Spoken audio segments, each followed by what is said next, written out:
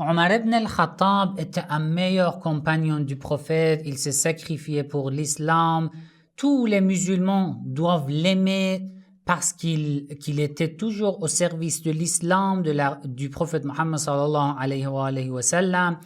Et les chiites ne sont pas musulmans parce qu'ils n'aiment pas les premiers califes, alors qu'ils devraient les respecter et croire en eux et les considérer comme les meilleurs compagnons du prophète. Toutes ces paroles, on les entend, mais dans cette vidéo, comme la dernière vidéo, on va découvrir encore une autre vérité que chaque musulman doit savoir. Restez avec moi, je vous explique. Bismillah ar-Rahman ar-Rahim. Avant de commencer, si ce genre de contenu vous intéresse, n'oubliez pas de cliquer sur j'aime, de partager la vidéo. Écrivez votre avis dans les commentaires. Si vous n'êtes pas encore abonné à ma chaîne, abonnez-vous et cliquez sur la cloche pour être informé dès que je publie une nouvelle vidéo. J'ai publié récemment une vidéo sur Omar ibn al-Khattab et sur le fait que au dernier moment, au dernier instant de la vie du prophète Mohammed sallallahu alayhi wa sallam, le prophète a demandé la plume, un papier pour écrire quelque chose pour empêcher sa communauté de s'égarer, mais Omar ibn al-Khattab n'a pas autorisé. Et après, il s'est passé beaucoup de choses. J'en ai parlé dans la vidéo dont je vais mettre le lien ci-dessus. Vous pouvez la visionner. Beaucoup de frères et sœurs sunnites m'ont critiqué dans les commentaires de cette vidéo. Ils disent que non, il avait raison, peut-être il voulait qu'on ne fasse pas mal au prophète Mohammed sallallahu alayhi wa sallam. Vous les chiites, vous ne respectez pas les compagnons, etc., etc., etc. Moi, avec tous mes respects, je ne cherche pas une discorde, une division dans la communauté musulmane, mais ce sont des vérités dont nous devons parler. Chaque musulman doit savoir. Et de plus, je ne me base que sur les sources sunnites, d'accord? Donc, si vous voulez accepter, vous êtes libre. Si vous ne pouvez pas accepter ces vérités, en tous les cas, quand même, vous êtes libre, il n'y a pas de problème. Mais essayez de réfléchir avant de juger d'après votre arrière-pensée. Juste réfléchissez un instant. Après, le but de ces vidéos n'est pas de vous faire convaincre, non. Le but de ces vidéos, c'est juste de parler de certaines vérités qui vous ont été cachées. On vous a caché ces vérités et vous ne savez pas, la majorité de nos frères et sœurs sunnites peut-être ne savent pas ou n'ont pas eu cette vision, n'ont pas entendu parler d'une telle vision chiite. D'accord? Avant de me juger, avant de me traiter comme, par exemple, un polythéiste, etc., etc., écoutez ce que je dis, réfléchissez. Après, si vous voulez refuser, ne pas accepter, vous êtes libre. Fatima az-Zahra, salamullahi alayha, la fille du prophète Mohammed sallallahu alayhi wa sallam, sur laquelle il y a beaucoup de hadiths sur ses mérites du prophète Mohammed sallallahu alayhi wa sallam, des sources sunnites et chiites. L'année dernière, j'ai publié 2 vidéos sur les menaces et l'attaque de Omar ibn al-Khattab contre Fatima az-Zahra salamullahi alayha. Je vais mettre le lien ci-dessus. Et j'ai publié une autre vidéo sur les mérites de Fatima az-Zahra salamullahi alayha en me basant sur les sources sunnites. Vous pouvez chercher sur ma chaîne et trouver cette vidéo. J'ai partagé avec vous mon écran dans cette vidéo l'année dernière. Je vous ai montré beaucoup de hadiths. Mais dans cette vidéo, je vais parler d'une vérité dans le livre Sahih al-Bukhari et Sahih Muslim. D'accord? Je ne vais pas prendre beaucoup de votre temps. Regardez, je partage avec vous mon écran. Regardez le livre Sahih al-Bukhari. D'accord?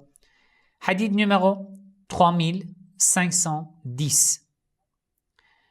أن رسول الله صلى الله عليه وآله وسلم قال, le prophète Mohammed صلى الله عليه وآله وسلم a dit, Fatimatu bad'atun minni. Fatima fait partie de moi. فَمَنْ أَغْضَبَهَا أَغْضَبَنِي. Celui qui la met en colère me met en colère. D'accord? Celui qui lui fait mal me fait mal. D'accord? Le même hadith dans le livre Sahih Muslim. Hadith numéro 2449. Le même hadith. Mais avec des termes différents. قال رسول الله صلى الله عليه وآله وسلم, le prophète Muhammad صلى الله عليه وآله وسلم a dit إنما, certes, إنما فاطمة بضعة مني. Fatima fait partie de moi. يؤذيني ما آذاها. Me fait mal ce qui lui fait mal. يؤذيني. Mémorisez ce terme. Après, on va aller dans le Coran pour chercher le même terme.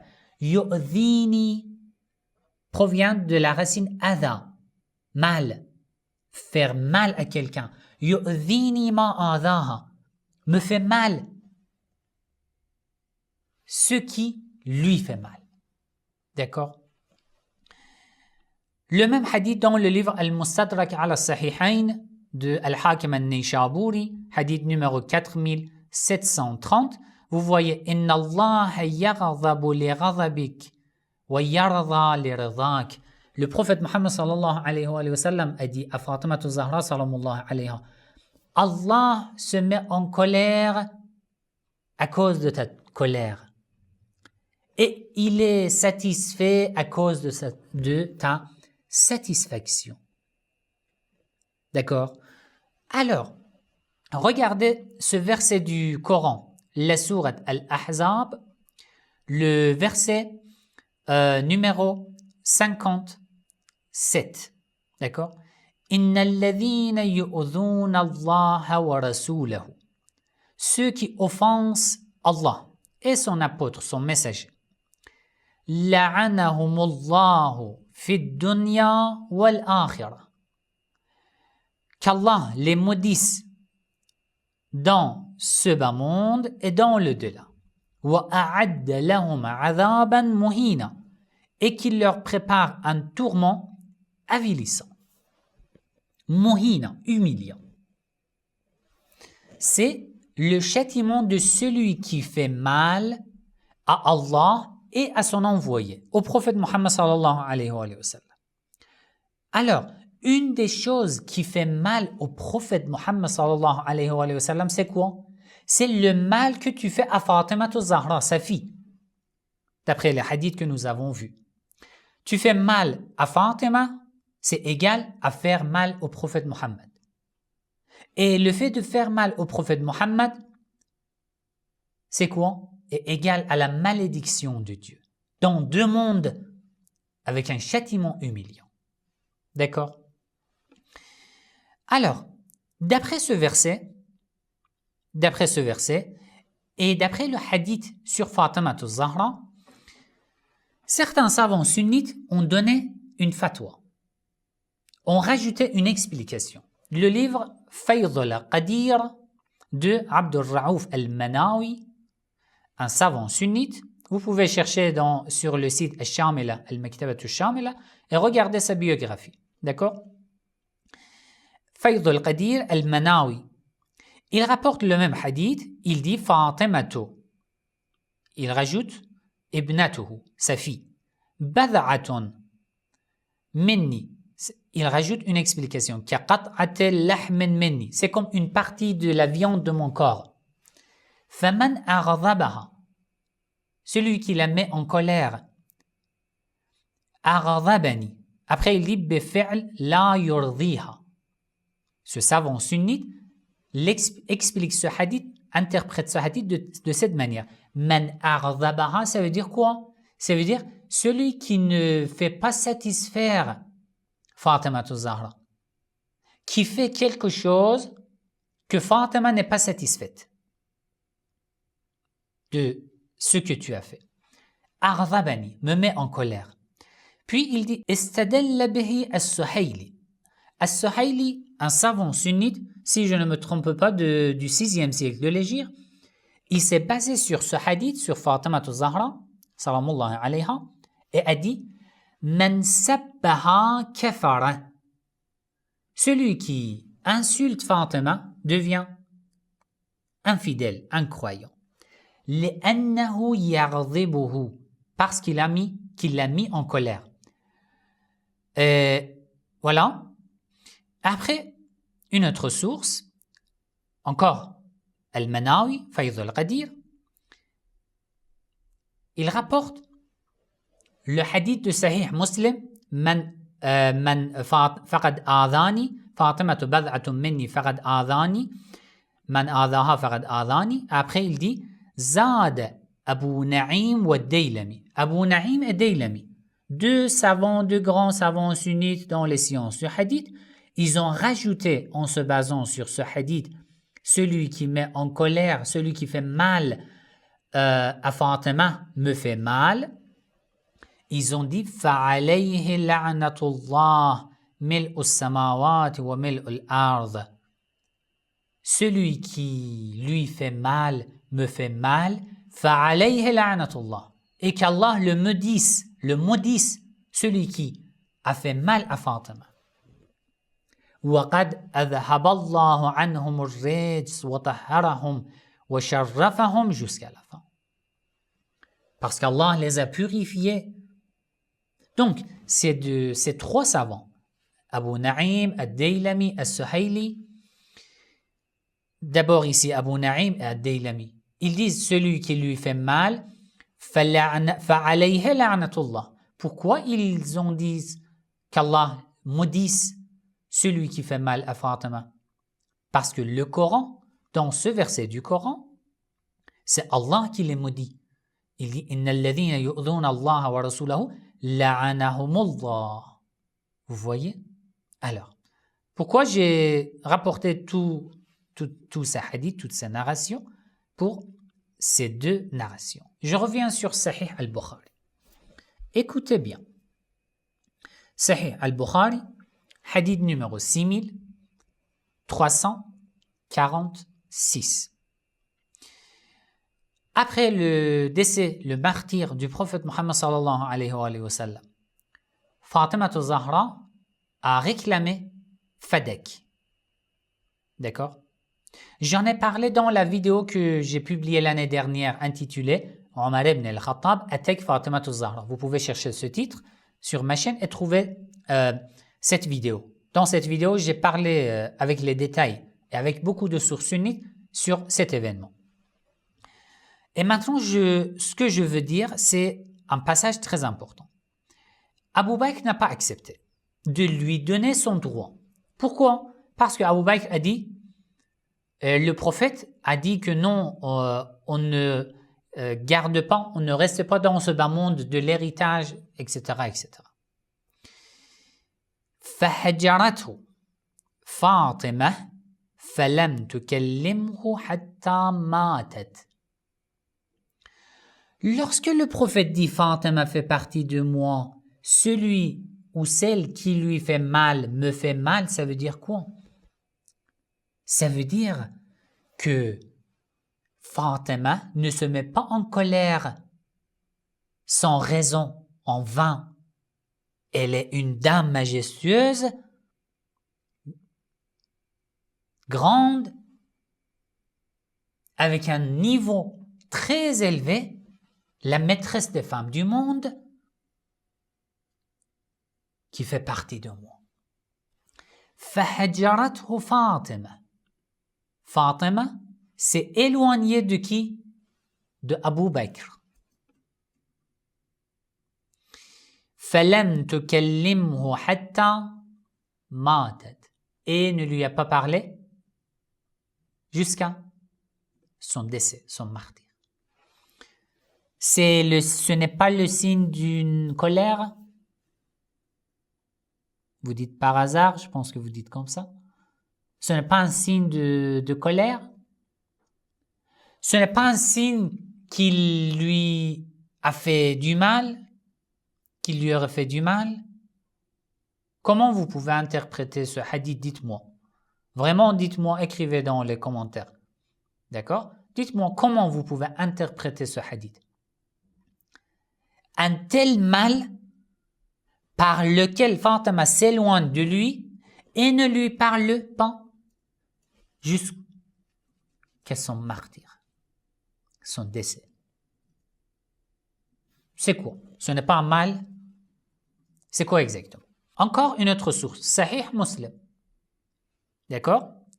Sur le même événement, hadith numéro 1759. Il dit فوجدت فاطمة فأبى ici فأبى أبو بكر أن يدفع إلى فاطمة شيئا. Abu Bakr a refusé de donner quelque chose à Fatima, de donner son droit. فوجدت فاطمة على أبي بكر في ذلك. Fatima a eu, vous voyez, il a expliqué de telle manière, à tel point, pour ne pas offenser à Abu Bakr. فوجدت فاطمة على أبي بكر في ذلك. Ça veut dire, Fatima a eu quelque chose dans son cœur à l'égard de Abu Bakr. C'est tout. قال فهجرته, mais elle s'est éloignée de lui. فلم تكلمه حتى توفيت, et ne lui a plus parlé jusqu'à son martyre. وعاشت بعد رسول الله 6 أشهر. D'après cette narration, elle a vécu 6 mois après le prophète. Pendant ces 6 mois, elle n'a plus parlé avec Abu Bakr. فلما توفيت, et lorsqu'elle est tombée en martyr, دفنها زوجها علي بن أبي طالب ليلا. Son mari Ali ibn Abi Talib l'a enterré dans la nuit, seul. ولم يؤذن بها أبا بكر وصلى عليها علي. Et Ali n'a pas autorisé à Abu Bakr de participer aux funérailles de la fille du prophète. Pourquoi? Ce n'était pas un mal, c'était quoi? C'était le testament de Fatima. N'autorise personne, surtout ces gens qui m'ont fait mal, à participer à mes funérailles. Vous dites que ces narrations sont inventées par les chiites. D'accord, je ne rajoute pas les narrations chiites. Gardez seulement cette narration sunnite de Sahih Muslim et de Sahih al-Bukhari. Comment interprétez-vous cette narration? Comment? Pourquoi la fille du prophète doit être enterrée seule dans la nuit et ne doit pas autoriser le premier calife, le deuxième calife, de participer à ces funérailles? Pourquoi? Qu'est-ce qui s'est passé? Quel mal elle a eu de ce que ces deux personnes, ces deux premiers califes ont fait à son égard? Quel mal! وكان لعلي من الناس وجهة حياة فاطمة. Tant que Fatima était en vie, Ali avait un statut parmi les gens. فلما توفيت استنكر علي وجوه الناس. Lisez cette narration jusqu'à la fin et cherchez dans d'autres sources. Bukhari et Muslim, ces deux, n'ont pas tout rapporté. Au moins, heureusement, ils ont rapporté quelques passages de cet événement. D'accord, gardez ces deux passages, ces deux narrations, mais cherchez ailleurs, dans les sources sunnites. Vous n'avez pas besoin de venir chercher dans les sources chiites, dans les sources sunnites. Cherchez ailleurs. Cherchez les autres détails de cet événement. Vous n'avez pas de temps de chercher? D'accord. Il n'y a pas besoin de chercher. Dans la vidéo que j'ai publiée l'année dernière, Je vous ai donné toutes les sources sunnites à ce propos. La vidéo intitulée Omar ibn al-Khattab attaque Fatima az-Zahra. D'accord? Vous pouvez regarder.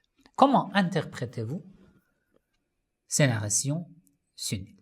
J'attends une réponse sans vouloir me juger avec votre arrière-pensée, etc., etc. Juste avec preuve.